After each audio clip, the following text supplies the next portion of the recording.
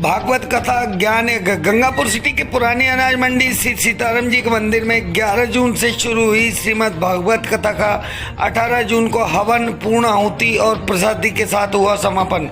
शहर के मध्य स्थित है पुरानी अनाज मंडी। कथावाचक भगवान साई जी महाराज संतोषी माता मंदिर वालों के मुखारबिंद से श्रीमद् भागवत सप्ताह ज्ञान यज्ञ का भक्तगणों ने किया श्रवण। श्रीमद् भागवत सप्ताह ज्ञान यज्ञ के समापन के दिन कलाकारों द्वारा भगवान श्री कृष्ण एवं सुदामा के रूप में नाचे और नाटक भी प्रस्तुत किया, जिसमें अरे द्वारपालो सुदामा से कह दो कि दर पे सुदामा गरीब आ गया है। इस नाटक को देखकर श्री सीताराम जी के मंदिर में उपस्थित सभी महिलाएं एवं सभी भक्तगण भगवान श्री कृष्ण के भजनों पर झूम उठे और भगवान श्री कृष्ण के जयकारों से गुंजायमान हुआ माहौल। पहले रिमझिम और शाम को मूसलाधार बारिश, दोपहर में तेज हवाओं के साथ रिमझिम बारिश का दौर जारी रहा। लगभग 1 घंटे तक रिमझिम बारिश होती रही और 4 बजने तक बारिश तेज हुई। रात को करीब 8 बजे से लगातार मूसलाधार बारिश का दौर जारी रहा। तेज हवाओं और बिजली की गड़गड़ के साथ हुई मूसलाधार बारिश। लगभग 1 घंटे हुई मूसलाधार बारिश के बाद रात भर लगातार रिमझिम बारिश होती रही। जैसे कि आज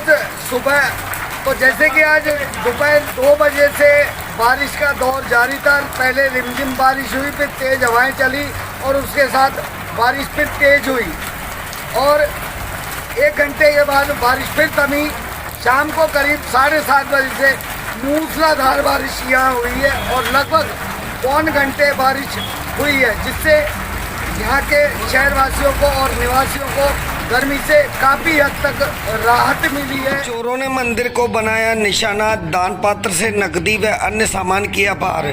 शहर में विगत कई दिनों से चोरी का ग्राफ लगातार बढ़ता जा रहा है। देर रात्रि मिर्जापुर स्थित मंशापूर्ण हनुमान जी मंदिर में चोरों ने दिया वारदात को अंजाम।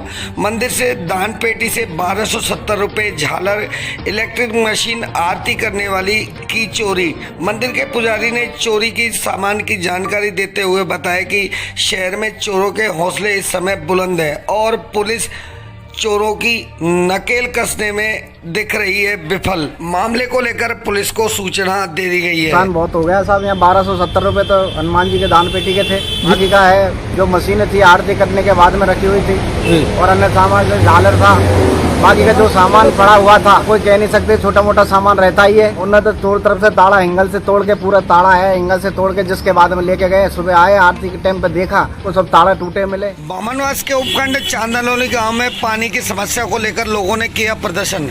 बामनवास उपखंड को ईआरपीसी योजना में जोड़ने की गई मांग। सैकड़ों ग्रामीणों ने चांदनौली गांव में पानी की मांग को लेकर डीपीआर में जोड़ने की मांग की। मौजूद लोगों ने कहा कि बामनवास उपखंड में पानी की समस्या से लोग हो रहे हैं परेशान। पीने का पानी भी नहीं है और सिंचाई के लिए भी पानी नहीं है। लोगों ने कहा कि बामनवास उपखंड में पानी की पूरी तरह से किल्लत है, जिससे पीने का पानी ही नहीं अपितु सिंचाई के लिए भी किसानों को परेशानियों का सामना करना पड़ता है। कि सबसे पहले तो जैसे परियोजना की, चंबल परियोजना की बात चल रही है पूरे देश और प्रदेश में, तो हमारी भी मांग है कि हमारा जो चाहे बामनवास तहसील हो, चाहे हमारी अब जो नई तहसील बननी बरनाला, चाहे उसकी बात हो, हम चाहते हैं पूरी बामनवास और बरनाला तहसील उसको जो वंचित रखा गया अभी तक इस परियोजना से डीपीआर में इसको शामिल किया जाए। और हम सब चाहते हैं पानी, चाहे पीने के पानी हो, चाहे कृषि का पानी हो, यानी हमको पीने के साथ साथ जब कृषि का पानी मिलेगा तो उससे हमारे लिए ये मीटिंग आयोजित की गई थी कि हमारे एरिया को, चाहे वो बामनवास हो चाहे बरनाला हो, इसको अभी तक डीपीआर में शामिल नहीं किया गया है। और हमारी ये प्रमुख मांग है कि इस परियोजना में इसको शामिल किया जाए, जिससे हमारे पानी हमको भी मिल सके, क्योंकि पानी सभी को ज़रूरत है। और जब हमारे पानी हमको मिलेगा तो हमारे कृषि क्षेत्र है, हमारे किसान भाई है, सबको पानी मिलेगा। की दुकानों पर किसानों की भीड़। पिछले 2-3 दिन से अच्छी बारिश होने की वजह से किसान पहुंचे खाद बीज खरीदने। पिछले कई दिनों से मानसून पूरी तरह सक्रिय है और बारिश भी अच्छी हो रही है। इन दिनों खेतों में बाजरा, मक्का और कई प्रकार के जिनसों की जाती है बुआई। किसानों का कहना है कि यदि मानसून पूरी तरह सक्रिय रहा तो अच्छी फसल होने की उम्मीद है। ये देखो, अच्छी बरसात हुई है गाँव में, तो पूरे क्षेत्र में ये बरसात है। बरसात प्री मानसून है, लेकिन ये बुआई जुताई के मतलब है। और हम किसान हैं तो गाँव में बुआई जुताई का काम शुरू हो चुका है। हर बीज के लिए हम तो अब बुआई जोताई हो चुकी है, तो बिल्कुल बुआई शुरू है।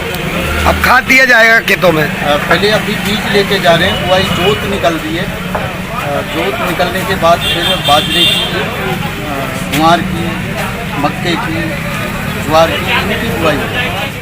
बाजारों में ग्रामीणों की जबरदस्त भीड़। बारिश के मौसम को देखते हुए गांवों से लोग पहुंचे बरसाती तिरपाल खरीदने। ग्रामीण इलाकों में अक्सर कच्चे मकान ही होते हैं, इसलिए लोग तिरपाल खरीदते हुए देखे जा रहे हैं। प्रशासन की बात करें तो प्रशासन के द्वारा कुछ होमगार्ड की ड्यूटी बाजारों में लगाई गई है, लेकिन बाजारों में मोटरसाइकिल वालों की वजह से ट्रैफिक जाम की स्थिति भी बनी हुई है।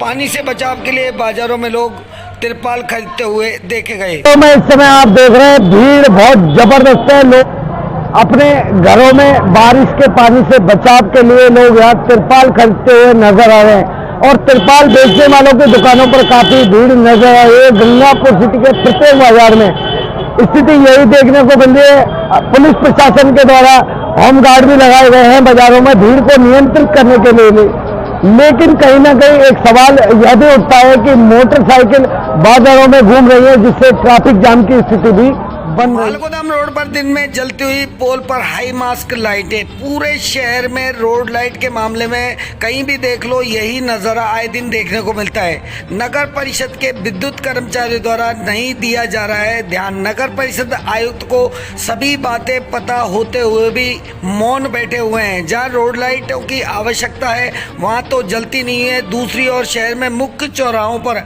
हाई मास्क लाइटें दिन में जलती हुई दिखाई देती है। कई वार्ड ऐसे हैं जहां रात में लाइटें जलती नहीं है और दिन में जलती हुई दिखाई देती है।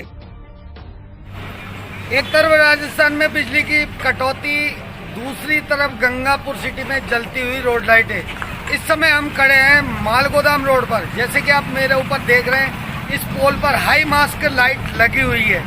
पूरी की पूरी लाइटें जली हुई है। नगर परिषद के विद्युत कर्मचारी कहीं ना कहीं इन बातों पर ध्यान नहीं देते हैं। जहां रात में कई जगहों पर रोड लाइट नहीं रहती है, वहीं दिन में यहां माल गोदाम पर हाई मास्क लाइट जलती हुई दिखाई दे रही है।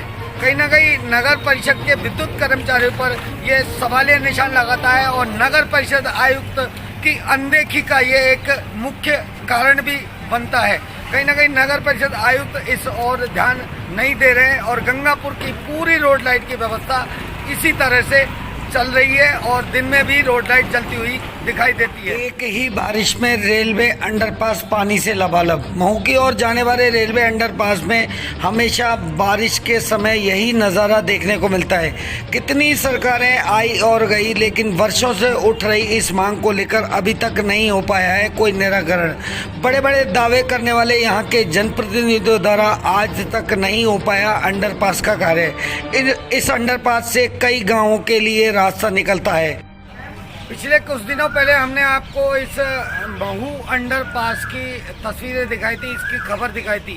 जैसा कि हमने पहले खबरों में बताया गया था कि बारिश का मौसम अभी शुरू नहीं हुआ है और जब बारिश होगी तो इस अंडरपास के अंदर पूरी तरह पानी भर जाएगा। पिछले 2 दिन में हुई बारिश में आप स्थिति देख रहे हैं कि अंडरपास की स्थिति क्या है। सूत्रों से मिली जानकारी के अनुसार अभी ये पता लगा है कि 9 करोड़ रुपए की राशि इसको सैंक्शन की गई है। अब उसके लिए जगह चिन्हित नहीं की गई है। कहीं ना कहीं ये जो अंडरपास है ये माल गोदाम पर भी ले जाने की बात की जा रही है और इसके मामले में अभी तक पूरी तरह से कोई सूचना नहीं आई है।